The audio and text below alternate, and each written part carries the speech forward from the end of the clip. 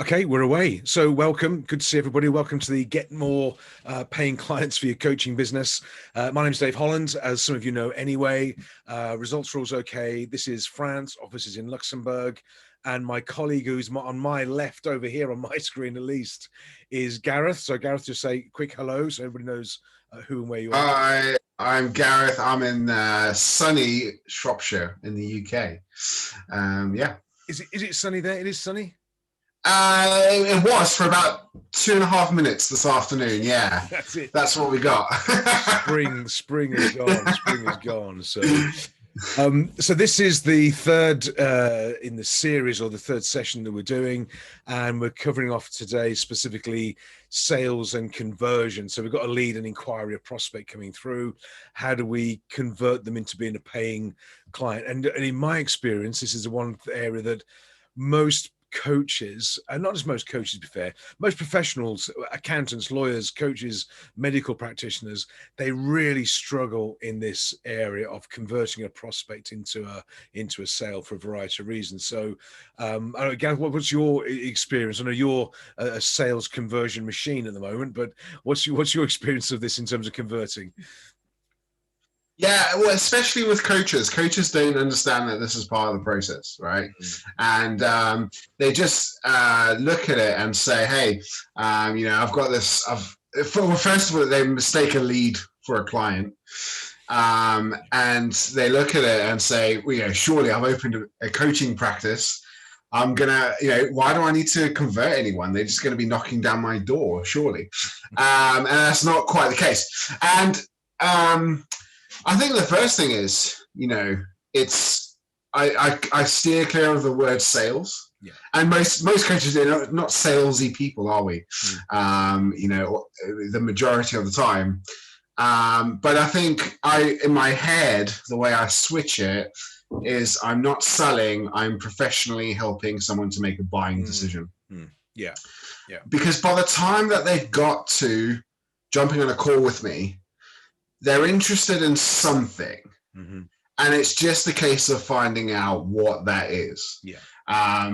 It could be my top one-to-one program. It could be a fortnightly program. It could be a group coaching program, but it doesn't matter what it is. That there's something that has got them on the call. Yeah. So in my head, they've already made the decision. Yeah. Now they just need to figure out, do they trust me? I'm a good guy, and then figure out where they are on the spectrum, on the, what can they afford? I think that's probably the thing. And then it becomes really easy because for me, it's not a sales conversation. Sure. It's a coaching conversation because all I'm doing is I'm coaching them through the process. Yeah. That's all I'm doing. Yeah. I'm asking the questions. And I'm letting them come to their conclusion, which at the end of the conversation, hopefully, is they want to start working with me. Obviously, they want to start working with you. Yeah, quite right. But also, I think the point you made, I see this a lot with coaches specifically, is they don't want to be in the sales business. They want to be in the coaching business. Yeah. They've got to be sales and marketing first. But also they go into a meeting or a conversation with a single product, just one thing that the prospect can buy. And I think it's interesting, as you say, as I have as well, a range of levels of engagement. And it's, I can sell them a book for $20 through to a full one-on-one, full caffeine team program for, X thousand, whatever it is, and all things in between. So in my mind, if, as you said, if they've come to me with an inquiry, they're interested in doing something, well, they're going to buy something. It might be a book to start with. It could be a workshop. It could be whatever it is. But having a range of products and programs for people to choose from is probably a very good start. So you need to have, in my experience, at least three, the gold, silver, bronze, and something like that. If you like, at least three flavors to choose from. And then, as you say, they come to you and they want to buy something. But so because then go on. I was just going to say, it's not a yes/no question then. And I think a lot of people go into a sales conversation and they see it as a zero-sum game. Yeah. You win or you lose. Well, actually, there's a point where it can be win-win-win. Yeah. And it's not do you want coaching at the end of the conversation. It's a which coaching program do you want? Yes. There's no, you can't say no to that. Absolutely. I don't think you can say no to it. But I think it is a coaching conversation, isn't it? That's all it is. I think when we stop thinking, oh, we've got to go into like sales mode, and it's to stay in coach mode, that the end result of the conversation is they will say, well, can we get started on this or get started on that? That changes the sort of the dynamic quite a lot. I think a lot of coaches are scared of selling. It's a dirty word. Whereas if it's coaching to a decision, as you say, then they're absolutely okay with it. So just out of interest, how do you start the conversation? You've booked a call, and there's a person on the end of the Zoom call or whatever it is. What do you do? I'm intrigued. What's your approach? How do you start the conversation? So a great opener for me is because nobody knows how to start the conversation, right? But a great opener for me is, what do you want to get out of this meeting? Yeah. What's a great outcome for you today? Mm-hmm. Which is a coaching question, isn't Absolutely. it? You would say that at the start of a coaching, right? I don't know the stats, but 6 or 7 times out of 10, they'll say, well, I really like what I see of you on LinkedIn, and just wondering if we can do something together. Yep. Yes. The answer is yes. I think that's a great one. But I think for me specifically as a business coach, I'm finding out the top 3 challenges in their business. Yeah. And if I'm already assuming that they're a client, then it makes that really easy, because this is just their first coaching session. It happens to be the one where I'm going to invoice them, but it becomes their first coaching conversation. So I'm finding out. So look, what's if there was one thing you could change in your business right now, what would it be? Yeah. And they might say something like, oh, I just need more time. And so I'm going to dig a bit deeper. Always dig deep. Play on emotion. Play dumb. That's what I do when I'm doing those questions. Mm-hmm. What does that mean for you? Tell me more. All those good questions. And then I say something like, what, that sounds like a great place for us to start. When we get started, mm-hmm. that's what we're going to sort out first. We're going to solve that problem first. What's next? What's your next challenge? Oh, really? Tell me more. What does that mean for you? What does that mean for your family? Yeah. Oh my goodness. How much did that cost you? Can you afford to lose that amount of money? That's those are the type of questions that I'm always asking. It's to tell me more, play dumb, dig deep. Yeah. That's what I'm doing. Yeah. I always like the what does that mean to you? Mm-hmm. Meaning what? Meaning. I like that series of questions. Oh, there's the solid gold questions. Yeah. Yeah. What does that mean to you? Yeah. Well, tell me more about that. What does that actually mean? Yeah. And then you always do that. Having it and everything. Yeah. Yeah. Once they've answered that, it's meaning with that affection. Mm-hmm. And you always get to the root of the problem, right? And that's what I'm trying to do all the time. Is I'm trying to dig deep, because people buy on emotion. Absolutely. They never ever buy on logic. But they always buy on coaching is it's an illogical product, isn't it? Illogical service, because in reality, nobody in their right mind would hire a coach. They wouldn't, not logically, because it doesn't work. You don't need one, but emotionally, they do. We're like a sort of grudge purchase to a certain extent. They want the consequence of working with us, whatever that is, and it depends on what flavor of coaching do, like life coaching and business or whatever. And almost we've got to convince them that in order to get that, well, the unfortunate thing is you've got to work with me for a couple of years, whatever it is. But it is that emotional engagement. And I was with another coach on a Zoom call about a month ago now. And I said to her, look, give me a pitch. I said, so I'm a prospect.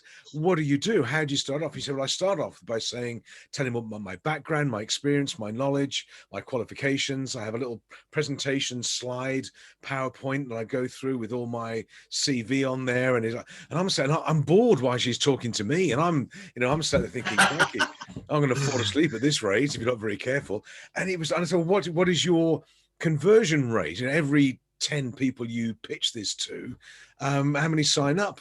And she said, well, nobody signed up yet. He's like, well, I'm not surprised, because she was selling in a very logical, structured, justification-based sort of way, with evidence and documents, and here's some client testimonials of mine and all this sort of thing. But in my which is all important. It's that all important. But I think that those will have been seen on the journey to becoming a prospect. Yes. They'll have seen you on LinkedIn or video or something like that. And the fact they've reached out and said, I'm interested, means you can almost do away with all that, I think, and just go into these sort of these general conversations. But you're right, emotional selling is the real key, I think. Yeah, absolutely. And I always try and, get them to answer their own questions. So, let's say that, the team has a problem in the business. Yeah. I was okay. So rate that out of 10, and usually it's a 3 or a 4. Yeah. Right. Okay. Well, what does a 10 look like? Mm-hmm. Well, a 10 looks like, I'm not actually telling them what to do. They're just doing it, blah, blah, blah. I've got some really great tools to enable you to do that. And that's the first thing we're going to look at. Yeah. Weeks 1 to 4, that's what we're going to do. Yeah. And then it's right. What's the next thing? What. And I think as well, another good question is, if what does success look like in 6? Say we do start working together, right? What does success look like in 6 months? If we were having a coffee at the end of the 6-month period, what would that look like? Yeah. And they'll be like, oh, I've got a great team. I'm spending time with the family, and absolutely. You know what? That's exactly what I do. Yeah. I think as coaches, I just got to make this point, because I made this mistake. I'm pretty sure you would have made this mistake. Obviously, it was probably a while ago for you. It was only 5 minutes ago for me. But there's no need for that. There's no need for that. Come on, guys, defend me. I think as coaches, we're so keen to demonstrate our value. In that initial conversation, we give away all our tools. Absolutely. Time management's your problem. Oh, I've got a default diary here. I've got a planning cycle here for you. Yeah. And what happens is the prospect goes away and goes, oh, thanks. You go, oh, well, should we start this coaching thing? Oh, well, just going to try this first. Yeah. And then I'll come back to you. And of course, you never hear from them again. I think that's really specific in the coaching industry. I think we're so keen to get all the tools out of the toolbox to demonstrate our value. We actually it's almost our opposite. We want them to almost be begging us to give the tools to them. But I think because we're selling this invisible, intangible, we have to maintain that sort of mystique almost about it, that they believe that we're going to be able to help them if they follow our guidance and our support and this sort of thing. And I think what I found is now, whenever I have a meeting with somebody, a sales meeting, we'll call it, the way it always ends is with the prospect saying to me, okay, well, how do we get started? What do we do next? What's the first step?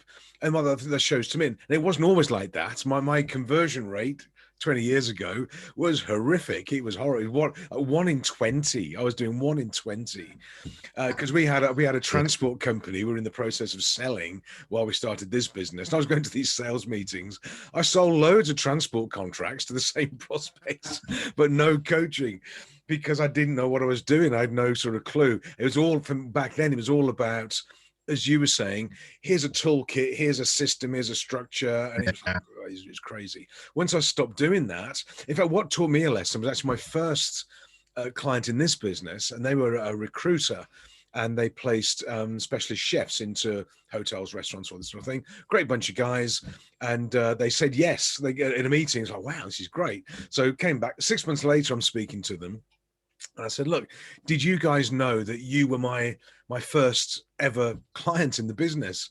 And I didn't think they knew, because I thought I was brilliant. And the guy said, yeah, well, we sort of knew, we guessed, really. I said, how did you know? He said, you didn't know what you were doing. He said, but we thought you were a nice guy, so we'll give you a chance. But what it taught me was that you've got to be the nice guy, the trustworthy guy, the person that they like and feel comfortable with. Yeah. But it's nothing to do with the toolkit. It's to do with us as the person that they trust and like and know, and that they're going to go, you know what, I'm not sure what I'm buying into, but I trust you.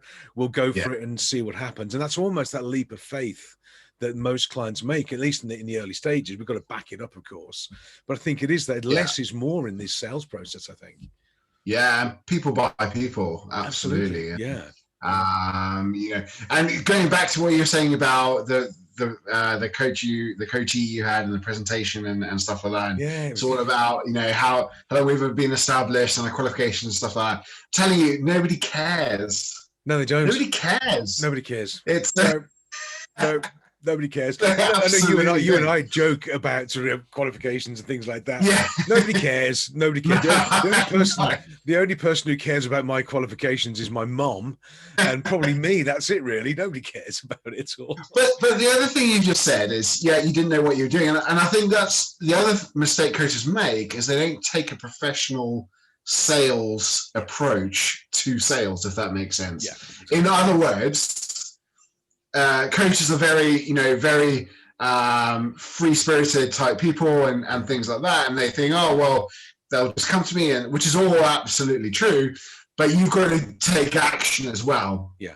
And you've got to take a professional approach to your sales. Absolutely. Listening to your calls back, making sure you've got not a script, but a structure to the sales conversation as well.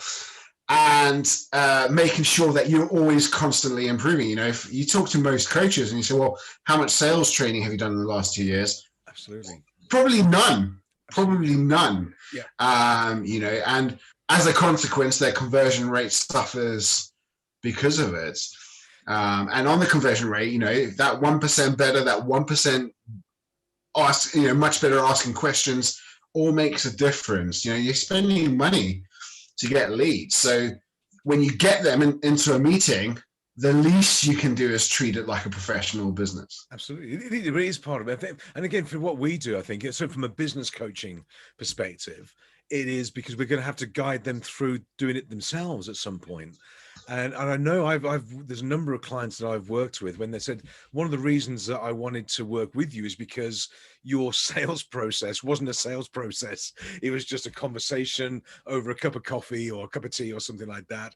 He said, I want to do that in my business as well. And that was part of the reason. So we've got to walk the walk to a certain extent and do what we're going to teach other people to do. I start off the sales meeting, I think, as you do with obviously the first thing that people do forget is build rapport first. You know, ask them about the kids, the dog, the cat, the whatever it is. Get them warmed up first. That can take either 2 or 3 seconds or 5 minutes, whatever it takes. And I just then will say, well, you know, why am I here? You know, what is it about? The why am I here question. What am I here? What's this all about? And it depends on their personality. If you get somebody who's quite a dominant character, and probably like yourself, you know, I tend to attract other people who are quite dominant characters because life's a mirror, all this sort of thing. Yeah. And I find I can sort of be quite assertive in the conversation. I'll say to them, well, you know, why should I offer you a coaching program? Why? Tell me why. Are you good enough for this? Do you qualify for it? And if they bite and do it with a twinkle in your eye, they're absolutely fine with that. But you've got to be able to carry it off and have that level of confidence that reflects your personality and also theirs as well. But sales meetings can be really, really short. I do think people drag them out a little bit. Oh, yeah, I don't know why. You know, half an hour, that's all it needs, absolutely, really. Yeah. If they've got to that point, they're interested in something. And I think here, I've often used the, well, what makes you a good client? Yeah, there you go. Yeah, exactly. What's going to make sure you're a good client? Because I only work with good people. So why are you a good client? You know, I'll really do my homework. I'll, you know, get started with having a meeting. I won't change my meetings, you know, blah, blah, blah, blah, blah. And, you know, once you do that, they've definitely bought. That's it. They've bought. And I will try sometimes if I'm not quite sure, I'll just say to them, look, I don't think you're ready yet for one of my programs. And then shut up. And if they go, oh yeah, you're right. Okay, don't. Then I'll sell them a book. But some 9 times out of 10, they'll go, no, I am ready. I'm ready. I'm committed. I'm going to go for it. I go, well, if you're sure, then you know what? I'm prepared to offer you a program. And they go, this is great. And it's all a game. And it is all a game. I'm exaggerating a bit, but it is having that. I think that confidence. We should never beg for clients. We're the coaches. We are in control. We are the be the coach, right? Be the coach and assume the sale. And like I said at the very start, to me, they're already clients. Yes, exactly. It's just what level of client they are. Yeah. And I'll often use the question. So look, when we get started, am I working with you or your team, or you and your team? Yes. Yeah. And they'll go, well, just me initially. And I'll go, well, that's fine. Well, let's schedule in, a team workshop in 2 months anyway. Yeah. That way it's in my diary. Yeah. And, all of a sudden, they're saying, well, yeah, he could work with my team and he could work with my management team. And maybe I should get sales coaching and stuff like that. Yeah. So you're already building that kind of thought process that you are the experts in the, you're the pinnacle. Yeah. I think that's really important as well. I've got one. Go on. No, I'm intrigued. Go on. I was going to say, I've got one really important question. I think it's really important. How do you approach the price? Shall we call it the price question? Right? Yeah. How do you approach that? Because that's the point. For a long time, I suffered. Okay. And I get to the end of it, they're already bored, and then and I charge this much, but you don't have to have that. You can have this if you. How do you approach the price conversation? Either there's two ways I would do it. I would either say, look, based on what you've told me, there's 2 or 3 options we've got here. Here's my program. I give them a document. Here's my programs. Here's the gold, silver, bronze. Here's what they look like. Which one do you think fits you the best right now? And they always choose the middle one anyway. Yeah, they're going to choose the middle one. That's all. Always make the one that you think they should be on, the middle one. Exactly, that's right. It's always the middle one. It's the same thing applies. It doesn't make a difference. Or I would just, if they say, well, we have this conversation, they go, yeah, this sounds good. And then they'll say, well, what's it cost, or what's the investment, what it's going to be? I'll just tell them, I say, look, if that for what we're looking at here, it's going to be, $1,500 a month, and we're going to charge the VAT on top of all that sort of thing, whatever it is, $1,500 a month. We get started straight up, but I just go straight through it. I could mention it and just carry on going. That's it. It's just going to be 1,500. We do this. We get started next week. We've got some documents to fill in. Lynn will be in touch with the calendar, and they go, yeah, great. Blah, blah, blah, blah. And 99 times out of 100, very rare have people gone back. It's how much? Because I've done my job properly during the conversation. We've built the value. We've built the vision. We've built the dream. And I always say to people, coaching with me is free if you do what I show you. Because it is. That's the only reason we have clients who've been around for like 12 years now. Yeah. Regular 5 years, 6 years, The only reason that works, that they stay with us, is because they're better off every quarter than they are based on my fees. So I'm absolutely confident. Coaching's free if you do what I show you. And then I'll just say, will you do what I show you? They go, yeah, I'll do it. Well, then it's free then. Off you go. Let's crack on. Yeah. I say, if I'm not in a sales meeting, somebody, I'm at networking or something like that, and people say, oh, how much does the coaching thing cost me then? Yeah. I say, it's free. Yeah. There you go. You should, okay, it's not free in as much as I don't send out invoices, because I do. But it's free in as much as if you do the homework, if you do what we say, you'll be making more money than you're paying me. Absolutely. And that's it. And it should be, because as long as you're getting value out of the coaching, why would you stop, right? Absolutely right.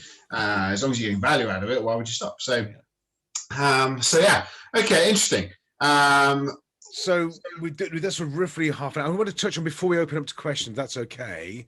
Just how do you overcome, or do you get any objections? What objections do you get? I knew you were going to ask that. So the first thing to know is, so objections are, for me, I don't know, they're probably more common than I think they are. We always think about the negative stuff, don't we? But sure. The first thing is, it's not a no to me. Yeah. In fact, it's not a no. No. Exactly. All right. It's I haven't seen the value in this. Yeah. Right. Yeah. So my job now is to show them the value. Yeah. Okay. So my standard thing would be, this is going to sound weird, but I agree with them. Mm-hmm. Yeah. Okay. So say they say something like, oh, I didn't expect it to be that much. Is how much? All right. Or I can possibly do that. Okay. Yeah. I'll agree with them. And I don't agree with them by saying, you're right. I charge too much. I use feel, felt, and found. Don't know if you've ever come across this, but so I'll say, hey, David, I understand why you might feel that way. In fact, a lot of my clients felt that way when we first started working together. Yeah. But what they found was actually they were making more money than they were paying me, so the price is irrelevant, right? Yep. So feel, felt, and there's an NLP reason why we do that. You know, you acknowledge the feeling, you put it in the past, and then you look to the future.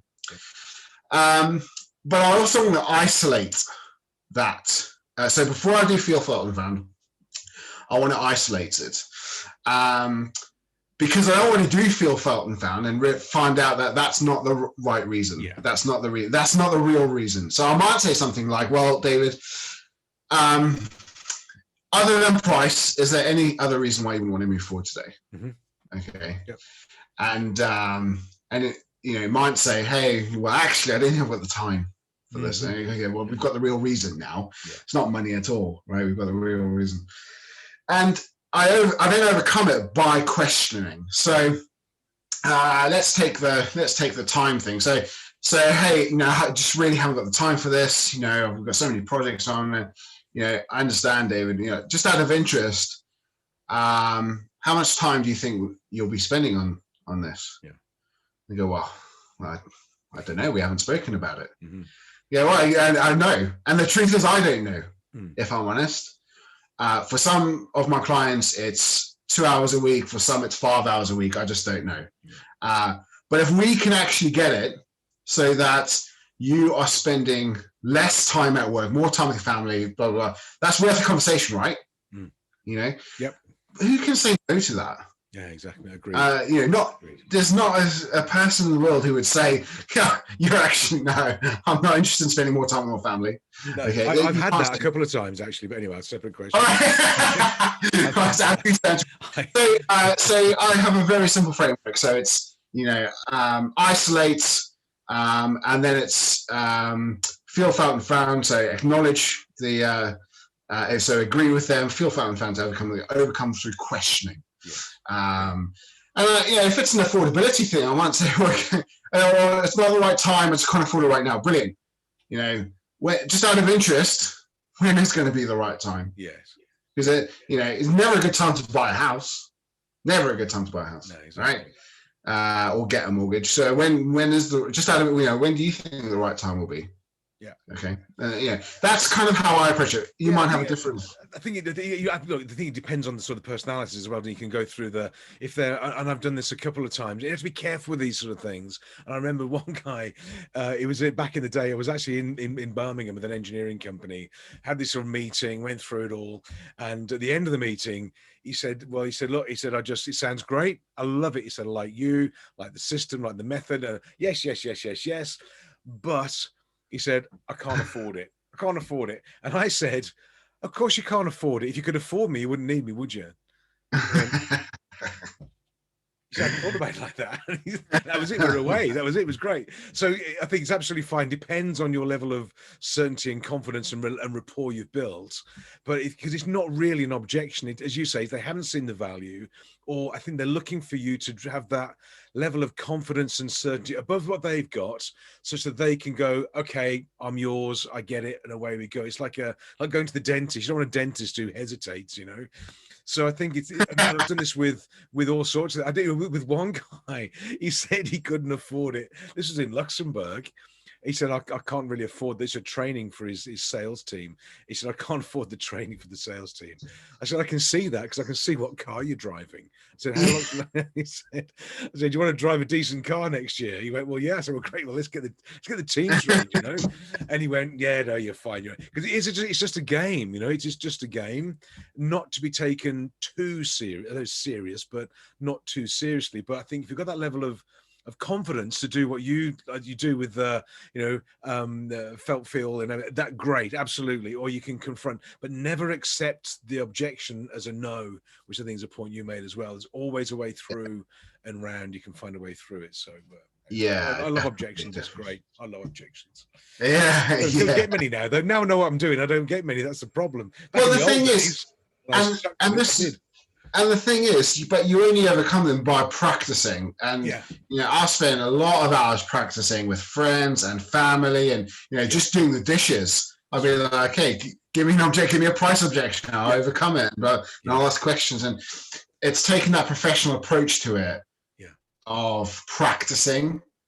And that's, I don't think we do that enough as coaches. No, I agree. I think it's holding our nerve as well in terms of the confidence and certainty, and being really clear that what we can offer, they're better off with us than without us. It's always better off with us than without us. Whatever it is, if we know that and we're more certain than they are that we can't do it, then we win and away they go, and that's how it shows up. So fabulous. Okay, cool. So there's a nice small group. We don't have our a colleague on the call today, so everybody can ask questions. We're okay.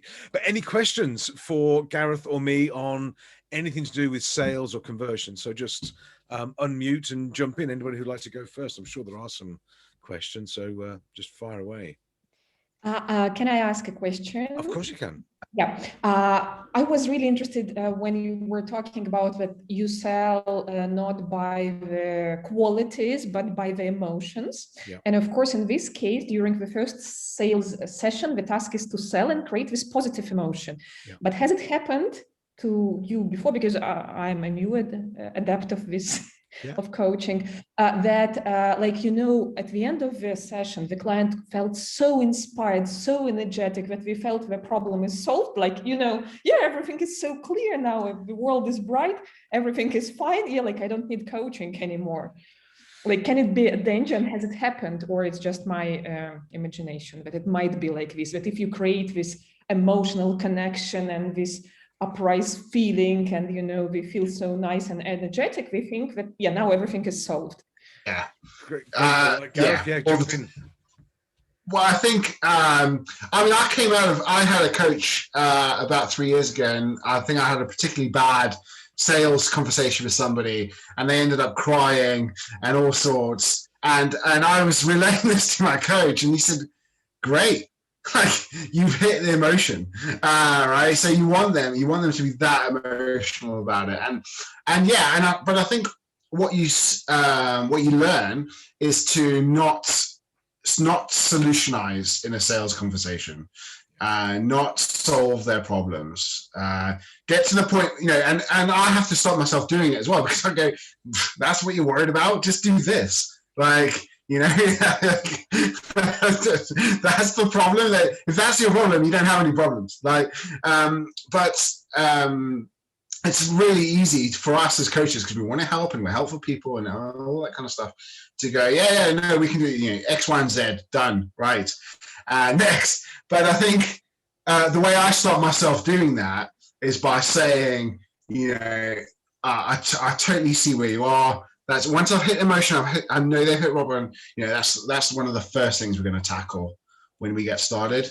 Is our first conversation is going to be about that, and I've got some great tools. That's how I start myself doing that, David. Yeah, no, it's a great point you make. I think in answer to your question, have I ever experienced it? I don't think I have, actually. I've experienced not converting. I don't think I've been to the other extreme as you're suggesting, when people go, this is, my life is, everything's perfect straight away. I'm not that good. Because what I have found, the point I want to get to is when somebody says, okay, let's do it. Let's give it a shot. Let's get started. When I leave that meeting, or I shut the screen down, I want them to be much more excited about the potential they have in the future than they were before we spoke. And I think if I can get to that point of excitement and enthusiasm, and I had a client start 6 weeks ago, and there's a referral. We had a conversation over Zoom. I've never met this guy at all. Lovely guy. And he said, yeah. And he said to me, are you prepared to take me on? Are you prepared to take me on? Which is a very elegant way of closing. I said, yeah, absolutely. I said, look, I think I can help you. You got a great opportunity. And I wouldn't, if I couldn't, I wouldn't say that. So it was great. And he emailed me about half an hour afterwards and said, I can't tell you how excited I am to get started. And that's what it was. So he's the ideal client, because My job's easy now. He just goes, I've done this, I'm doing that, I'm thinking about this, I've read this book, I'm doing this webinar. And I'm going, yep, that's great. Yep. Don't do anything. And off he goes. So I think there's a limit. I've not seen it where they think they're cured on the first meeting, but excitement and positivity and belief, absolutely. I want them to be emotionally engaged with the potential for their future. Yeah, absolutely right. I've cured the problem on the sales. Yeah, you're a better coach than me, aren't you? You're brilliant. We'll call you the Messiah now. Loaves and fishes and that sort of thing for you. So does that answer your question? Absolutely, but I also have one more. Go. We're good. We're okay for time. Does it happen that the client has no objections, but he wants guarantees? Like, okay, I like it, I want to go for it, but how can you guarantee me the success or the result? Yeah, I actually offer a guarantee, and that'll come out in the sales conversation. Is I say, if you're not making money in 6 months off of what we talk about, I will give you your money back. That's my guarantee. But I find it's pretty easy after that because it's no risk. It's no risk for them. Yeah. Look, I'm gonna give you money. What have you got to lose? That's my thing. So I offer that as standard. Dave, I don't know.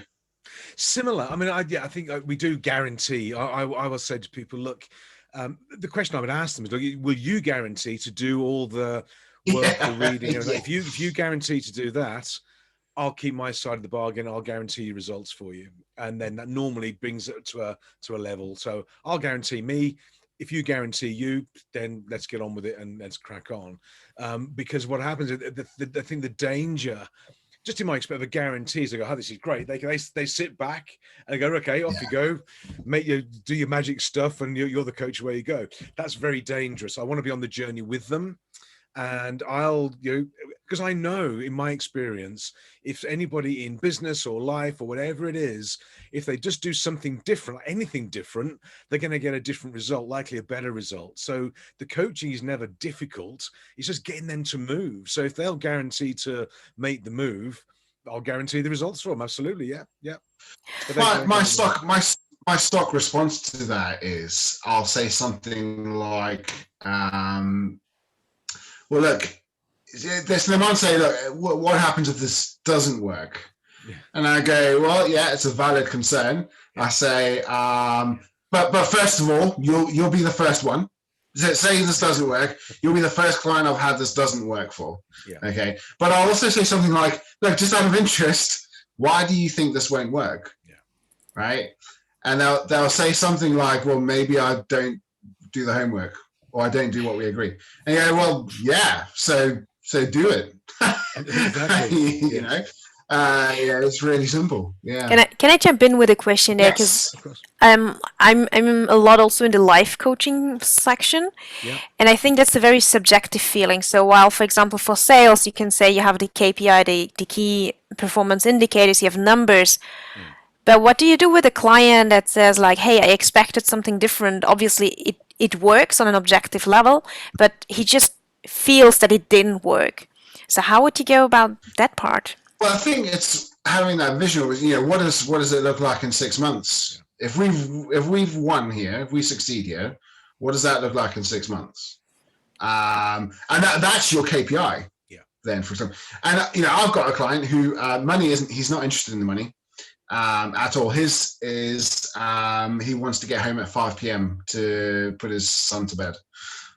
That's the case. I don't know about how you feel about this, David. I'd get them to get some sort of monetary value on it.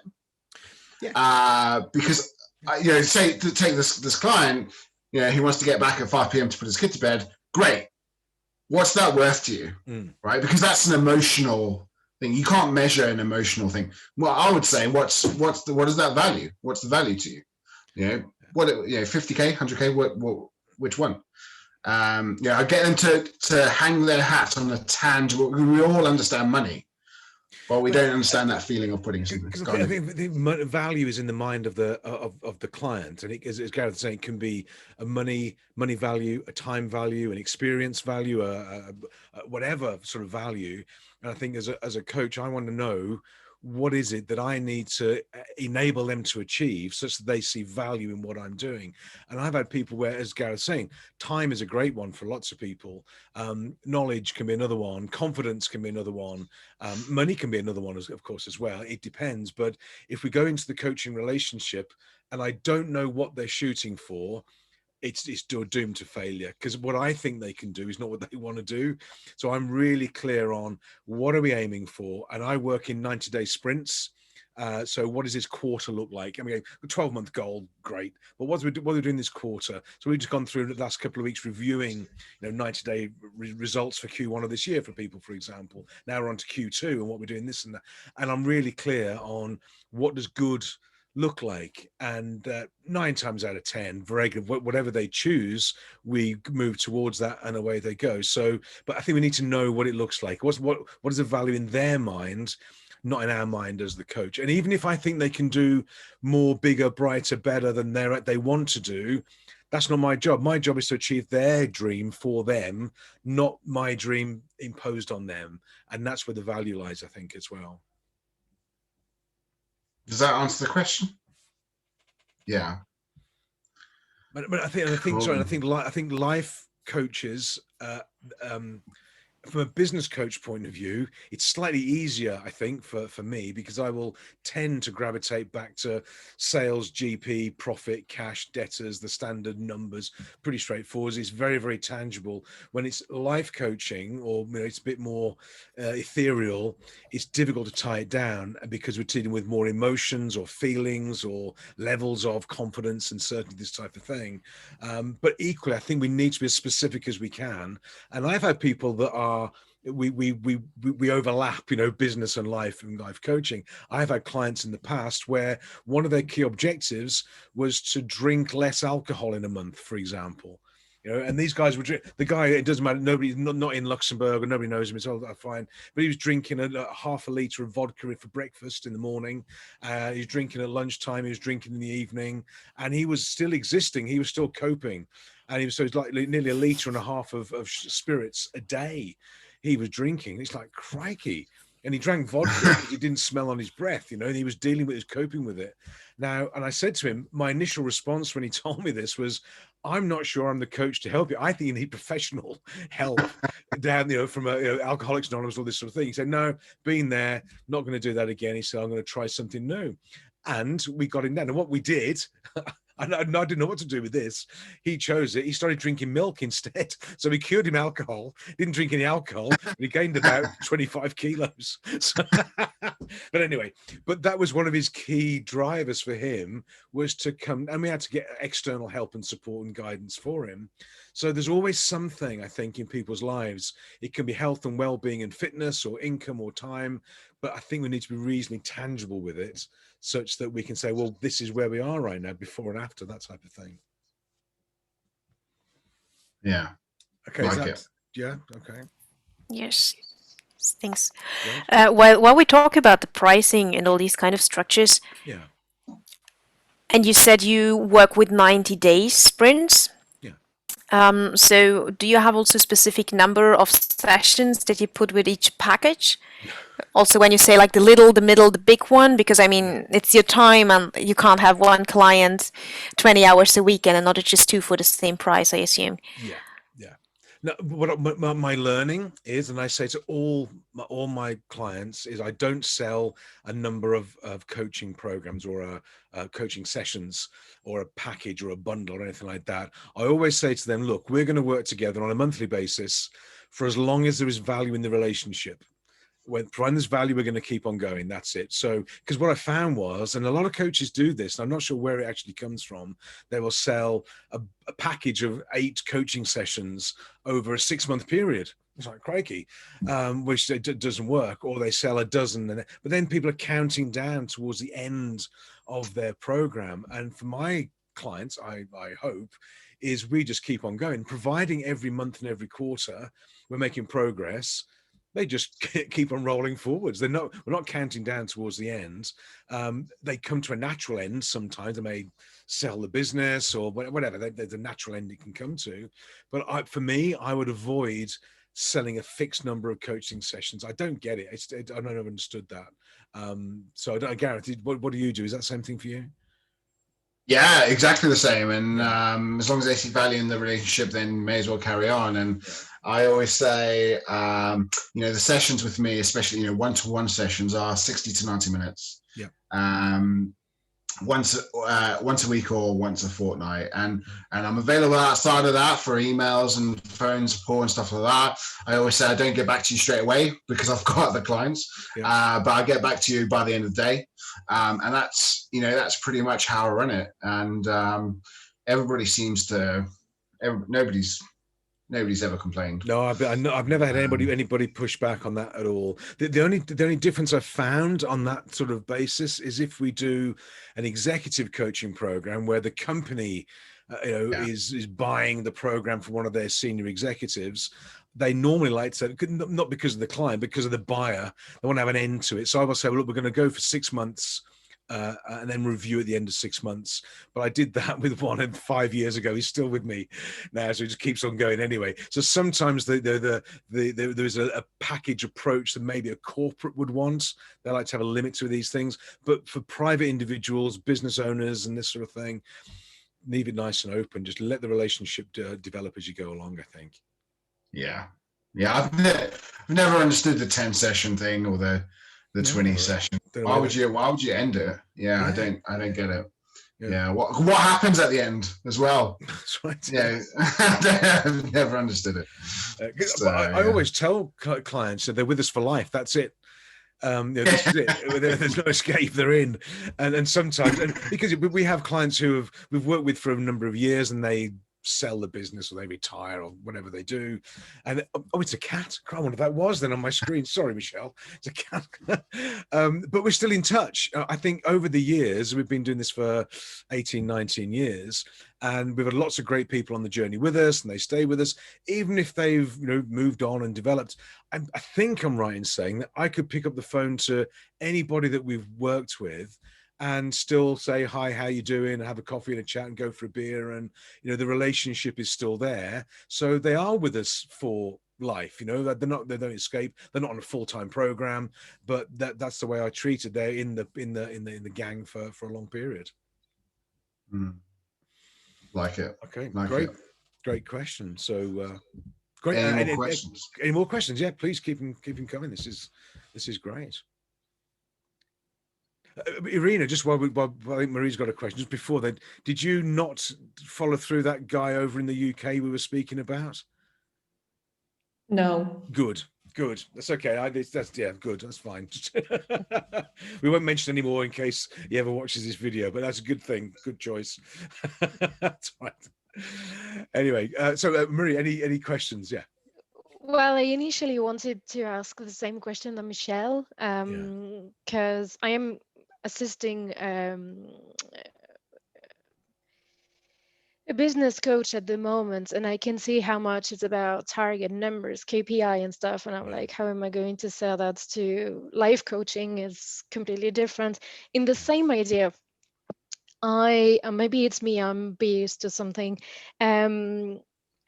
Life coach sometimes don't really have a good reputation because of not frauds, but some, let's say, less honest life coach.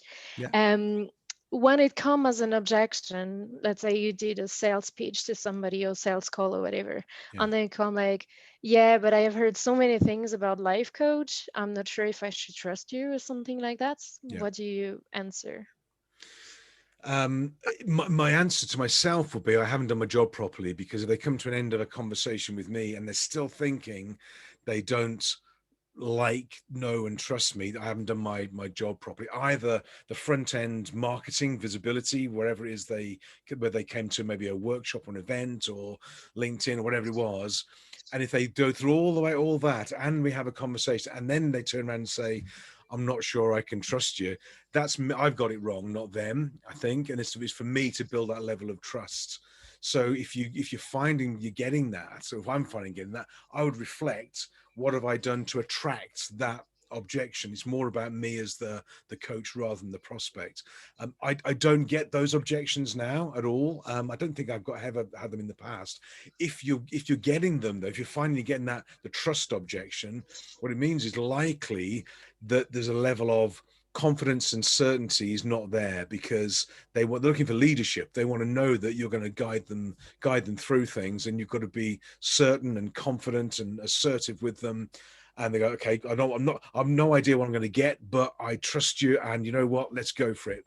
That's as good as it gets, I think, because I think for all of us, a lot of my clients, and I'll say to them, I don't know what we're going to do in month 6. No idea. Well, I've got a broad idea, but I don't know what specific we're going to be doing. It's going to be great. We're better off than you're going to be now, but we're going to evolve as we go along. And they go, okay, that's fine. Let's crack on with it. But if you get the trust objection after all that, then there's something not fitting right somewhere else, I would have thought. So anyway, Gareth, is that for you as well? I totally agree. I think my response to that straight away would be, great. What that means is my industry is like your industry, and I'm sure there's cowboys in your industry. Yeah. And I only work with the best, just like you probably only work with the best, and that's why I'm here. Yeah. I think that would probably be my response. Yeah. I've had only about a week ago. I think we were talking about this earlier, or maybe even last week. I think probably a week, 2 weeks ago. I did have hey, I'm actually looking at 2 business coaches at the moment. You're one of them.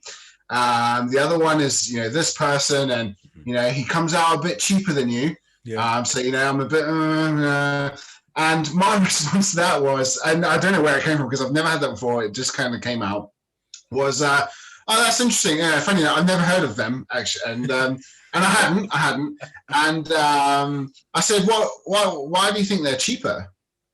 And he just went, well, probably because they're not as good as you. Yeah, there you go. And I went, yeah, probably. And funny enough, he's their clients now. So it just goes to show it's not about the money, because they could have gone with the cheaper coach and quite easily, but they saw the value in me. So it's never about money, I don't think. I think it's right. It's always about the value. Because if they're better off with us than without us, it doesn't matter what we charge, almost, providing we can deliver on the promise. Why would they buy cheap? Why would they buy cheap? There's also buy cheap, buy twice. I could have come out with I could have come out with so many phrases. Yeah. But that one just happened. It worked. Well, it worked. And it's how I had the confidence in myself to say, that's it. Why do you think they're cheaper? Yeah, and they were cheaper by a good couple of grand, every year or so. Right. A good few grand a year, actually, they came out cheaper. So, there was a genuine, when you were saying there was genuine concern that I wasn't going to get them as a client. Yeah.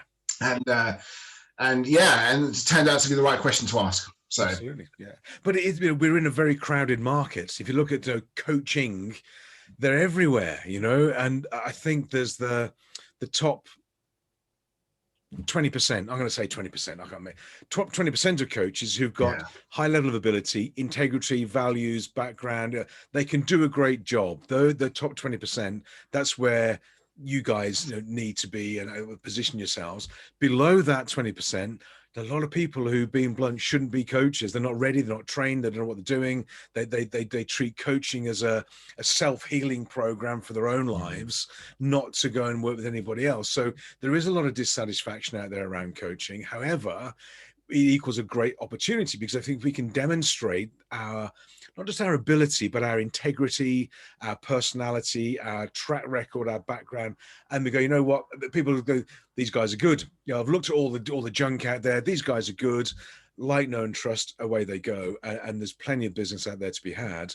But don't get involved. Don't worry about the ones at the bottom of the stack. There's loads of them. They start up, they fall over, they disappear, and you can spot them a mile off. You can spot them a mile off. So anyway, that's me, my little soapbox. But just stay high level, take the high ground. Great. It's a great career, a great business to be in. Absolutely. Can I jump in? Yeah. I wanted to say that it was mentioned already that people buy people. Yeah. So I used to work as a tour guide, and I was a professional tour guide. And trust me, in this world, you also have hundreds of locals who just read one book and then they say we're guides. And there are always people who are cautious or suspicious, like, whether they should pay you that much. Yeah, that maybe, you're not professional enough and so on. But what I have discovered that I think you can apply it to coaching as well. So if I may, first think, which might be they're not ready for coaching. Like, if they haven't made a research and they haven't discovered that there are people who don't have certain grades and they don't have qualifications or whatever, it means that they hesitate because they're not sure it will help. Or the second thing, they didn't have enough sales connections with you in order to trust you. And then in this case, you can just ask the question, okay, what can be done so that you would change your opinion? Like how our relation can end up, that you would change it. And I think just to probably end, there's probably 3 reasons why people don't buy from me, David, everybody else, but it actually comes down to one. And so the 3 reasons are: they don't trust me.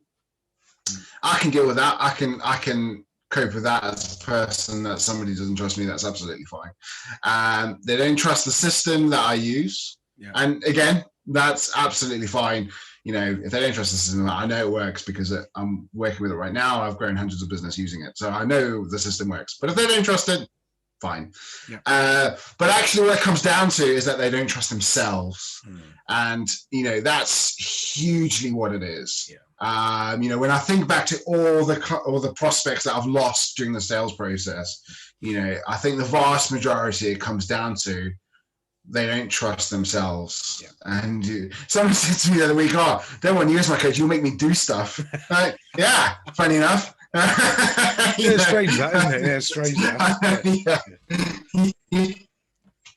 But the thing is, I think some people are actually scared of success. They like the sound of it. They like the idea of it, and they like the potential for it.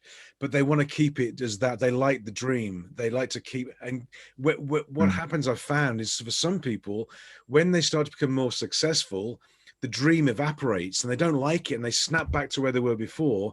But they keep the dream. The dream is more important than reality to them.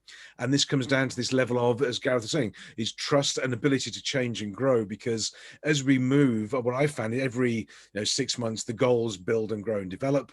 But if their identity doesn't shift with it, they'll snap back to where they were before. They keep their dream. They've always had this. I mean, I hear people all the time say, when I win the lottery. It's not going to happen, is it? But they hold on to that vision, that dream, and that's what sustains them. They dream about winning the lottery, and for some people, that's enough. They don't need to win it; they need to dream about it. And if they're not going to bring the dream into reality, they get scared of it. They get altitude sickness, if you like, and they self-sabotage and crash back down again.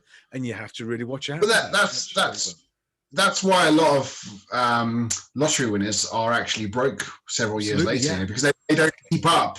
With that, they don't become. They may be a millionaire in kind of numbers, but they're not a millionaire in themselves. Absolutely, right? There's 2 different things, 2 different identity, and they got to grow with the identity as well. And I mean, on my wall, just to remind me over there, I've got a big poster which I've written out, which says, "Don't grow the business, grow the person." There you go. And that's the thing, and you do that through the sales process as well. I thought you were going to point to your MBA certificate then for a second. You just had to get that thing. It's all right. You just had to get that thing. Anyway, I think we'll end it there. Yeah, there we go. So does that answer the question, the observation? So, okay, fabulous. All right. Well, look, great. Thank you for joining us. I hope it's been of interest and helpful. We're back next week. Next week? Yeah. Next week, and we haven't sort of planned this. I think what it will be good to go through would be, in terms of getting paying clients, is when you get them, what do you do with them in the first 90 days as a 90-day wobble that clients have. So maybe we'll look at that, how to get a client started, how to get them running, how to get them, hold them accountable, look at the early stages of the coaching program, perhaps next time around. Sounds good. Sounds good. So you've got some nods coming through. So, guys, well, you are all my favorite people right now. Thank you for joining us this time of the evening.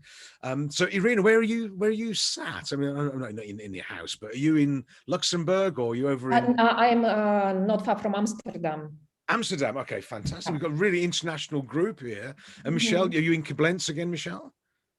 Yes. So, Amsterdam, Koblenz, Marie. I'm near Trier in Germany. In Germany, fantastic. France and the UK. What an international group. This is great. Quite inadequate in Shropshire, actually. I don't feel very yeah, come on, keep up. You and your keep up.